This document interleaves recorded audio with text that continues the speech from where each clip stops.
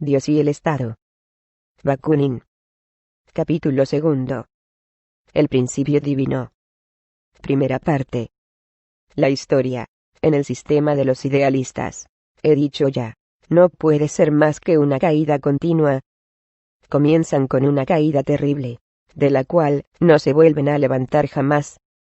Por el salto mortal y divino de las regiones sublimes de la idea pura, absoluta, a la materia. Observad aún en qué materia. No en una materia eternamente activa y móvil, llena de propiedades y fuerzas, de vida y de inteligencia, tal como se presenta a nosotros en el mundo real, sino en la materia abstracta, empobrecida, reducida a la miseria absoluta por el saqueo en regla de esos prusianos del pensamiento, es decir, de esos teólogos y metafísicos que la desproveyeron de todo para dárselo a su emperador, a su Dios. En esa materia que, privada de toda propiedad, de toda acción y de todo movimiento propios, no representa ya, en oposición a la idea divina, más que la estupidez, la impenetrabilidad, la inercia y la inmovilidad absolutas. La caída es tan terrible que la divinidad, la persona o la idea divina, se aplasta, pierde la conciencia de sí misma, y no se vuelve a encontrar jamás. Y en esa situación desesperada, es forzada aún a hacer milagros. Porque desde el momento en que la materia es inerte, todo movimiento que se produce en el mundo, aun en el material, es un milagro. No puede ser sino el efecto de una intervención divina, de la acción de Dios sobre la materia. Y he ahí que esa pobre divinidad, desgraciada y casi anulada por su caída, permanece algunos millares de siglos en ese estado de desvanecimiento, después se despierta lentamente, esforzándose siempre en vano por recuperar algún vago recuerdo de sí misma. Y cada movimiento que hace con ese fin en la materia se transforma en una creación, en una formación nueva, en un milagro nuevo. De este modo, pasa por todos los grados de la materialidad y de la bestialidad.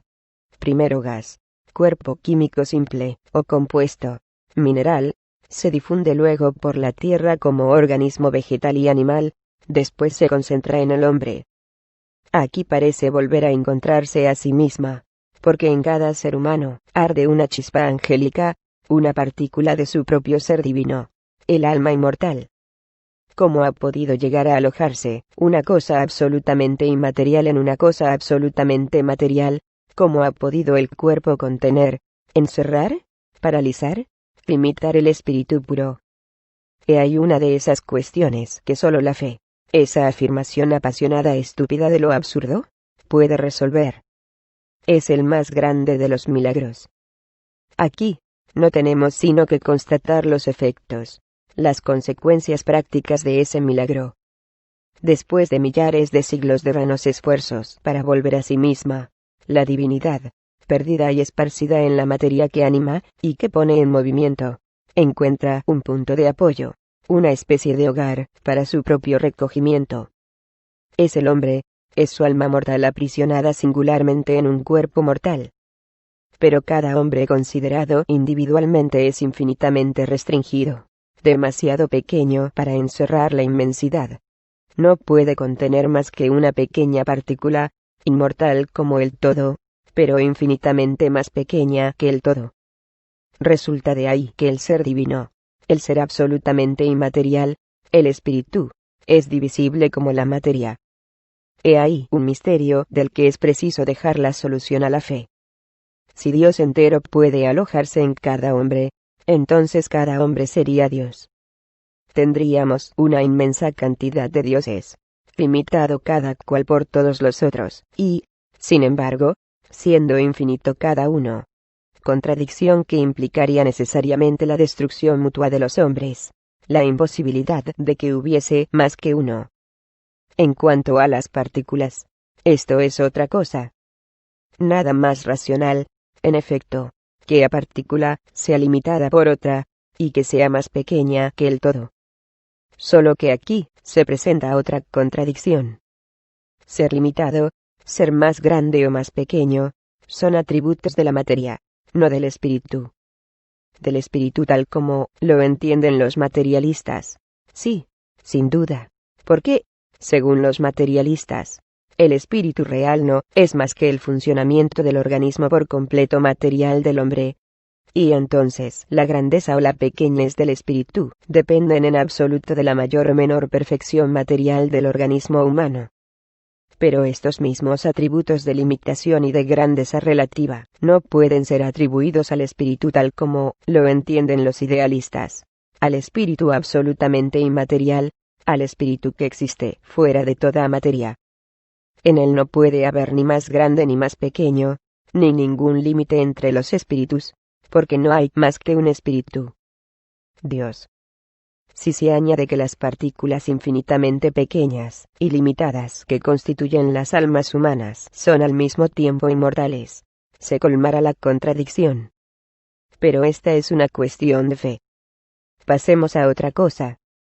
He ahí, pues, a la divinidad desgarrada y arrojada por partes infinitamente pequeñas en una inmensa cantidad de seres de todos de toda edad, de todas las razas, y de todos los colores. Esa es una situación excesivamente incómoda y desgraciada para ella, porque las partículas divinas se conocen unas a otras poco, al principio de su existencia humana, que comienzan por devorarse mutuamente. Por tanto, en medio de este estado de barbarie y de brutalidad por completo animal, las partículas divinas, las almas humanas, conservan como un vago recuerdo de su divinidad primitiva, son invenciblemente arrastradas hacia su todo. Se buscan, lo buscan. Esa es la divinidad misma, difundida y perdida en el mundo material, que se busca en los hombres. Está de tal modo destruida por esa multitud de prisiones humanas en que se encuentra repartida, que al buscarse, comete un montón de tonterías. Comenzando por el fetichismo, se busca y se adora a sí misma, tan pronto en una piedra, como en un trozo de madera, o en un trapo. Es muy probable también que no hubiese salido nunca del trapo, si la otra divinidad que no se ha dejado caer en la materia, y que se ha conservado en el estado de espíritu puro en las alturas sublimes del ideal absoluto, o en las regiones celestes, no hubiese tenido piedad de ella. He aquí un nuevo misterio. Es el de la divinidad que se escinde en dos mitades, pero igualmente totales e infinitas ambas, y de las cuales una Dios Padre se conserva en las puras regiones inmateriales, mientras que la otra Dios Hijo se ha dejado caer en la materia. Vamos a ver al momento establecerse relaciones continuas de arriba a abajo, y de abajo a arriba entre estas dos divinidades, separada una de otra.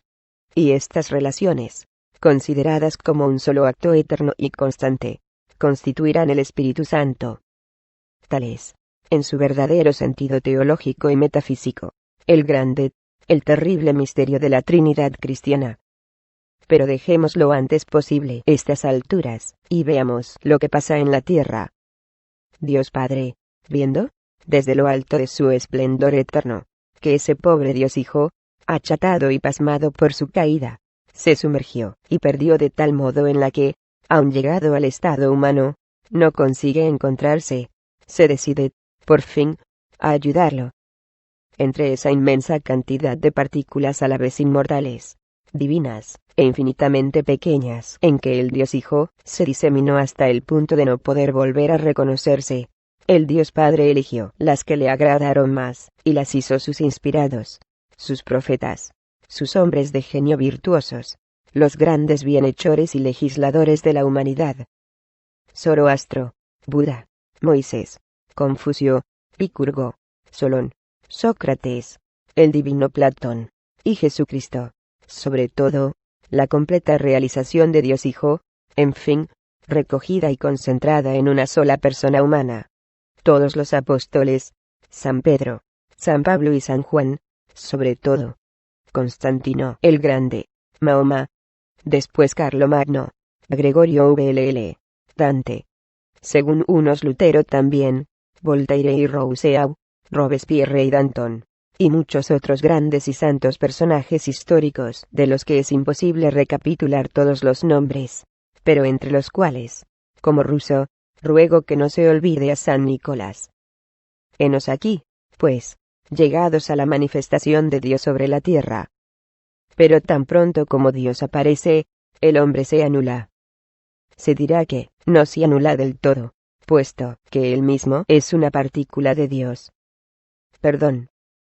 Admito que una partícula, una parte de un todo determinado, limitado, por pequeña que sea la parte, sea una cantidad, un tamaño positivo. Pero una parte, una partícula de lo infinitamente grande, comparada con él, es, necesariamente, infinitamente pequeña. Multiplicad los millones y millones por millones y millones. Su producto, en comparación con lo infinitamente grande, será infinitamente pequeño. Lo infinitamente pequeño es igual a cero. Dios es todo, por consiguiente, el hombre, y todo el mundo real con él, el universo, no son nada. No saldréis de ahí. Dios aparece, el hombre se anula. Y cuanto más grande se hace la divinidad, más miserable se vuelve la humanidad. He ahí toda la historia de todas las religiones. He ahí el efecto de todas las inspiraciones, y de todas las legislaciones divinas. En historia, el nombre de Dios es la terrible masa histórica con la cual los hombres divinamente inspirados, los grandes genios virtuosos, han abatido la libertad, la dignidad, la razón y la prosperidad de los hombres. Hemos tenido primeramente la caída de Dios. Tenemos ahora una caída que nos interesa mucho más. La del hombre, causada por la sola aparición o manifestación de Dios en la tierra. Ved, pues, en qué error profundo se encuentran nuestros queridos e ilustres idealistas. Hablándonos de Dios, quieren elevarnos, emanciparnos, ennoblecernos, y, al contrario, nos aplastan y nos envilecen. Con el nombre de Dios, se imaginan poder establecer la fraternidad entre los hombres, y, al contrario, crean el orgullo, el desprecio, siembran la discordia, el odio, la guerra, fundan la esclavitud. Porque con Dios vienen necesariamente los diferentes grados de inspiración divina. La humanidad se divide en muy inspirados, menos inspirados, y en no inspirados de ningún modo. Todos son igualmente nulos ante Dios, es verdad. Pero comparados entre sí, los unos son más grandes que los otros. Y no solamente de hecho, lo que no sería nada, porque una desigualdad de hecho, se pierde por sí misma en la colectividad. Cuando no encuentra nada, ninguna ficción o institución legal a cual pueda engancharse. No, los unos son más grandes que los otros por el derecho divino de la inspiración. Lo que constituye de inmediato una desigualdad fija, constante, petrificada. Los más inspirados deben ser escuchados y obedecidos por los menos inspirados. He ahí al fin el principio de autoridad bien establecido, y con él las dos instituciones fundamentales de la esclavitud: la Iglesia y el Estado. De todos los despotismos, el de los doctrinarios o de los inspirados religiosos es el peor. Son tan celosos de la gloria de su Dios, y del triunfo de su idea, que no les queda corazón ni para la libertad, ni para la dignidad, ni aun para los sufrimientos de los hombres vivientes, de los hombres reales.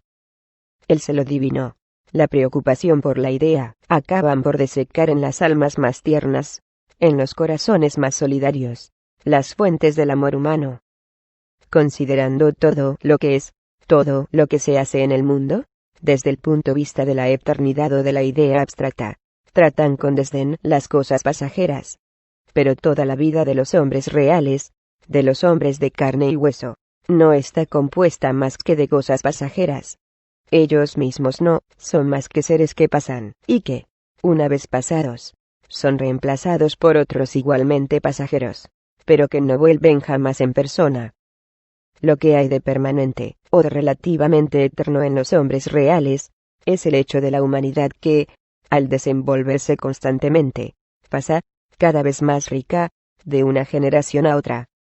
Digo relativamente eterno, porque una vez destruido nuestro planeta y puede por menos de perecer tarde o temprano, pues domingo lo que ha comenzado debe necesariamente terminar, una vez descompuesto nuestro planeta, para servir sin duda de elemento a alguna formación nueva en el sistema del universo, el único realmente eterno.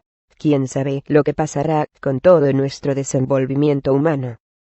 Por consiguiente, como el momento de esa disolución está inmensamente lejos de nosotros, podemos considerar a la humanidad como eterna, dada en relación a la vida humana, tan corta. Pero este mismo hecho de la humanidad progresiva no es real y viviente, más que en tanto que se manifiesta y se realiza en tiempos determinados, en lugares determinados, en hombres realmente vivos, y no en su ideal general. La idea general es siempre una abstracción, y por eso mismo, en cierto modo, una negación de la vida real. En mi apéndice Consideraciones filosóficas, he comprobado esta propiedad del pensamiento humano, y por consiguiente, también de la ciencia, de no poder aprender y nombrar en los hechos reales más que su sentido general, sus relaciones generales, sus leyes generales. En una palabra, lo que es permanente en sus transformaciones continuas, pero jamás su aspecto material, individual, y, por decirlo así, palpitante de realidad y de vida, pero por eso mismo fugitivo, no la realidad misma. El pensamiento de la vida, no la vida. He ahí su límite, el único límite verdaderamente infranqueable para ella, porque está fundado sobre la naturaleza misma del pensamiento humano, que es el único órgano de la ciencia. Sobre esta naturaleza se fundan tres derechos incontestables, y la gran misión de la ciencia, pero también su impotencia vital, y su acción malhechora siempre que, por sus representantes oficiales, patentados, se atribuye el derecho de gobernar la vida. La misión de la ciencia es esta. Al constatar las relaciones generales de las cosas pasajeras y reales, y al reconocer las leyes generales inherentes al desenvolvimiento de los fenómenos, tanto del mundo físico como del mundo social, planta, por decirlo así, los jalones inmutables de la marcha progresiva de la humanidad, indicando a los hombres las condiciones generales cuya observación rigurosa es necesaria, y cuya ignorancia o olvido serán siempre fatales. En una palabra, la ciencia es la brújula de la vida, pero no es la vida. La ciencia es inmutable, impersonal, general, abstracta, insensible, como las leyes de que no es más que la reproducción ideal, reflexiva o mental, es decir, cerebral. Para recordamos que la ciencia misma no es más que un producto material de un órgano material, de la organización material del hombre, del cerebro. La vida es fugitiva, pasajera, pero también palpitante de realidad, y de individualidad, de sensibilidad, de sufrimientos, de alegrías, de aspiraciones, de necesidades y de pasiones. Es ella la que espontáneamente crea las cosas, y todos los seres reales. La ciencia no crea nada, constata y reconoce solamente las creaciones de la vida. Y siempre que los hombres de ciencia, saliendo de su mundo abstracto, se mezclan a la creación viviente en el mundo real, todo lo que proponen o lo que crean es pobre, ridículamente abstracto, privado de sangre y de vida, muerto o no nato, semejante al homunculus creado por Wagner, el discípulo pedante del inmortal Dr. Fausto. Resulta de ello que la ciencia tiene por misión única esclarecer la vida, no gobernarla. El gobierno de la ciencia y de los hombres de ciencia, aunque se llamen positivistas, discípulos de Auguste Comte, o discípulos de la escuela doctrinaria del comunismo alemán, no puede ser sino impotente, ridículo, inhumano y cruel, opresivo, explotador, malhechor. Se puede decir que los hombres de ciencia, como tales, lo que he dicho de los teólogos y de los metafísicos, no tienen ni sentido ni corazón para los seres individuales y vivientes. No se les puede hacer siquiera un reproche por ello, porque es la consecuencia natural de su oficio. En tanto que hombres de ciencia no se preocupan, no pueden interesarse más que por las generalidades, por las leyes. Faltan 3 páginas del manuscrito de Bakunin. No son exclusivamente hombres de ciencia, son también más o menos hombres de la vida. Pero no hay que fiarse demasiado, y si se puede estar seguro poco más o menos de que ningún sabio se atreverá a tratar hoy a un hombre como se trata a un conejo. Es de temer siempre que el gobierno de los sabios, si se le deja hacer, querrá someter a los hombres vivos a experiencias científicas, sin duda menos crueles, pero que no serían menos desastrosas para sus víctimas humanas. Si los sabios no pueden hacer experiencias sobre el cuerpo de los hombres, no querrán nada mejor que hacerlas sobre el cuerpo social. Y he ahí lo que hay que impedir a toda cosa. En su organización actual, monopolistas de la ciencia, y que quedan, como tales, fuera de la vida social. Los sabios forman ciertamente una casta aparte que ofrece mucha analogía con la casta de los sacerdotes. La abstracción científica es su Dios. Las individualidades vivientes y reales son las víctimas, y ellos son los inmoladores consagrados y patentados. La ciencia no puede salir de la esfera de las abstracciones. Bajo este aspecto, es infinitamente inferior al arte, el cual tampoco tiene propiamente que ver más que con los tipos generales y las situaciones generales, pero que, por un artificio que le es propio, sabe encarnar en formas que, aunque no sean vivas, en el sentido de la vida real, no provocan menos en nuestra imaginación el sentimiento o el recuerdo de esa vida. Individualiza en cierto modo los tipos y las acciones que concibe, y, por esas individualidades, sin carne y sin hueso, y como tales permanentes e inmortales, que tiene el poder de crear, nos recuerda las individualidades vivientes, reales, que aparecen y que desaparecen ante nuestros ojos. El arte es, pues, en cierto modo la vuelta de la abstracción a la vida. La ciencia es, al contrario, la inmolación perpetua de la vida fugitiva, pasajera, pero real, sobre el altar de las abstracciones eternas. La ciencia es tampoco capaz de lapender la individualidad de un hombre como la de un conejo. Es decir, es tan indiferente para una como para otra. No es que ignore el principio de la individualidad. La concibe perfectamente como principio, pero no como hecho. Sabe muy bien que todas las especies animales, comprendida la especie humana, no tienen existencia real más que en un número indefinido de individuos que nacen y que mueren, haciendo lugar a individuos nuevos igualmente pasajeros. Sabe que a medida que se eleva de las especies animales a las especies superiores, el principio de la individualidad se determina más. Los individuos aparecen más completos y más libres. Sabe en fin que el hombre, el último y el más perfecto animal de esta tierra, presenta la individualidad más completa y más digna de consideración, a causa de su capacidad de concebir y de concretar, de personificar en cierto modo en sí mismo, y en su existencia tanto social como privada, la ley universal. Sabe, cuando no está viciada por el doctrinarismo teológico, metafísico, político o jurídico, o aun por un orgullo estrictamente científico, y cuando no es sorda a los instintos y a las aspiraciones espontáneas de la vida. Sabe, y esa es su última palabra, que el respeto al hombre es la ley suprema de la humanidad, y que el grande, el verdadero fin de la historia, el único legítimo, es la humanización y la emancipación, es la libertad, la prosperidad real, la felicidad de cada individuo que vive en sociedad. Porque, al fin de cuentas, a menos de volver a caer en la ficción liberticida del bien público representado por el Estado, ficción fundada siempre sobre la inmolación sistemática de las masas populares, es preciso reconocer que la libertad y la prosperidad colectivas no son reales, más que cuando representan la suma de las libertades y de las prosperidades individuales. La ciencia sabe todo eso, pero no puede ir más allá. Al constituir la abstracción su propia naturaleza, puede muy bien concebir el principio de la individualidad real y viva, pero no puede tener nada que ver con individuos reales y vivientes. Se ocupa de los individuos en general, pero no de Pedro o de Santiago, no de tal o cual otro individuo, que no existen, que no pueden existir para ella. Sus individuos no son, digámoslo aún, más que abstracciones.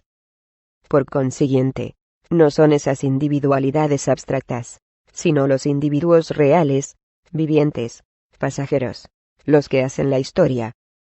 Las abstracciones no tienen piernas para marchar, no marchan más que cuando son llevadas por hombres reales.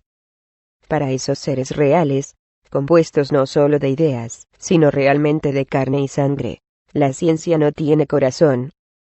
Los considera, lo sumo, como carne de desenvolvimiento intelectual y social. ¿Qué le importan las condiciones particulares y la suerte fortuita de Pedro y de Santiago? se haría ridícula, abdicaría, se aniquilaría si quisiese ocuparse de ellas de otro modo que como de un ejemplo en apoyo de sus teorías eternas. Y sería ridículo querer que lo hiciera, porque no es esa su misión. No puede percibir lo concreto. No puede moverse más que en abstracciones. Su misión es ocuparse de la situación y de las condiciones generales de la existencia y del desenvolvimiento, sea de la especie humana en general, sea de tal raza, de tal pueblo, de tal clase o categoría de individuos, de las causas generales de su prosperidad o de su decadencia, y de los medios generales para hacerlos avanzar en toda suerte de progresos. Siempre que realice amplia y racionalmente esa labor, habrá cumplido todo su deber, y sería verdaderamente ridículo e injusto exigirle más. Pero sería igualmente ridículo, sería desastroso confiarle una misión que es incapaz de ejecutar, puesto que su propia naturaleza la obliga a ignorar la existencia y la suerte de Pedro y de Santiago.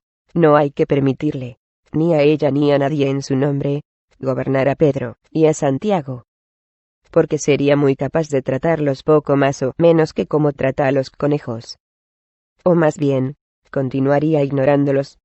Pero sus representantes patentados, hombres de ningún modo abstractos, sino al contrario muy vivientes, que tienen intereses muy reales, cediendo a la influencia perniciosa que ejerce fatalmente el privilegio sobre los hombres, acabarían por esquilmarlos en nombre de la ciencia como los han esquilmado hasta aquí los sacerdotes, los políticos de todos los colores, y los abogados, en nombre de Dios, del Estado, y del derecho jurídico. Lo que predico es, pues, hasta un cierto punto, la rebelión de la vida contra la ciencia, o más bien contra el gobierno de la ciencia. No para destruir la ciencia, eso sería un crimen de lesa humanidad, sino para ponerla en su puesto, de manera que no pueda volver a salir de él. Hasta el presente, toda la historia humana no ha sido más que una inmolación perpetua y sangrienta de millones de pobres seres humanos a una abstracción despiadada cualquiera. Dios, patria, poder el Estado, honor nacional, derechos históricos, derechos jurídicos, libertad política, bien público.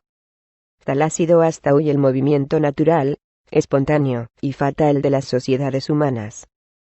No podemos hacer nada y debemos aceptarlo en cuanto al pasado, como aceptamos todas las fatalidades naturales.